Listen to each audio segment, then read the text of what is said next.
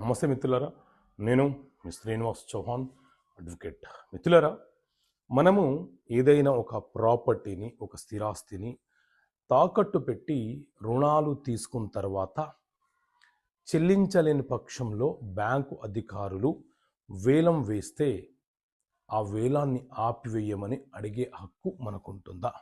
So మిత్రులారా, రీసెంట్గా Jammu Kashmir high court ఇలాంటి కేసు విషయంలో ఒక స్పష్టమైనటువంటి ఆదేశం ఇచ్చింది.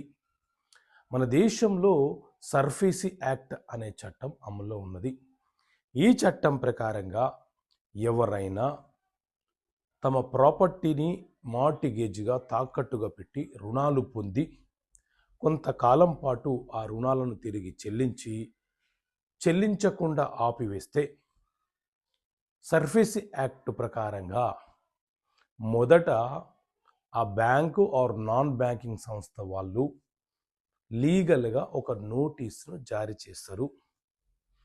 అయినా కూడా మనము ఆ నోటీస్ను పట్టించుకోకుండా వాళ్ళతో సెటిల్మెంట్ చేసుకోవడమో లేదా ఈఎంఐలు చెల్లించడమో చేయకపోతే వాళ్ళు సింబాలిక్ పొజిషన్ కింద ఒక నోటీస్ను పంపించి ప్రాపర్టీని స్వాధీనం చేసుకునే అవకాశం ఉంటుంది. ఇలా ప్రాపర్టీని స్వాధీనం చేసుకున్న తర్వాత వాళ్ళు వేలం వేస్తారు. వేలం వేసిన తర్వాత వేలంలో మూడవ పార్టీ ఎవరైనా సరే డబ్బులు చెల్లించి ఆ ప్రాపర్టీని కొనుగోలు చేసుకునే అవకాశం ఉంటుంది.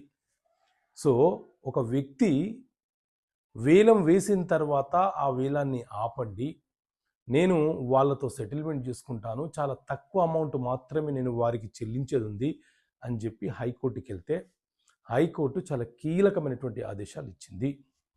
రుణము తీసుకున్న రుణగ్రహీత యొక్క బాధ్యత రుణాలను చెల్లించడము.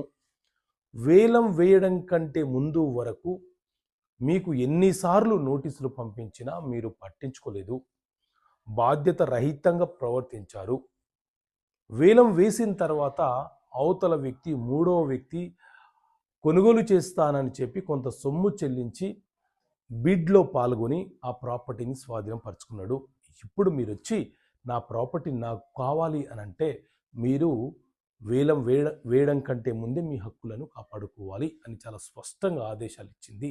కాబట్టి అతని యొక్క రిట్ పిటిషన్ని డిస్మిస్ చేసేసింది. సో ఇలాంటి తీర్పులకు సంబంధించిన జడ్జిమెంట్లు మీకు ప్రతి నెల మ్యాగజైన్ రూపంలో అందించే ప్రయత్నం చేస్తాం. కావాలనుకునే వ్యక్తులు కేసు నెంబర్తో సహా కావాలనుకునే వ్యక్తులు ఇక్కడ కనిపిస్తున్న నెంబర్ కాల్ చేసి మీరు సభ్యత్వం పొందండి. ఓకే మిత్రులారా, థ్యాంక్ యూ.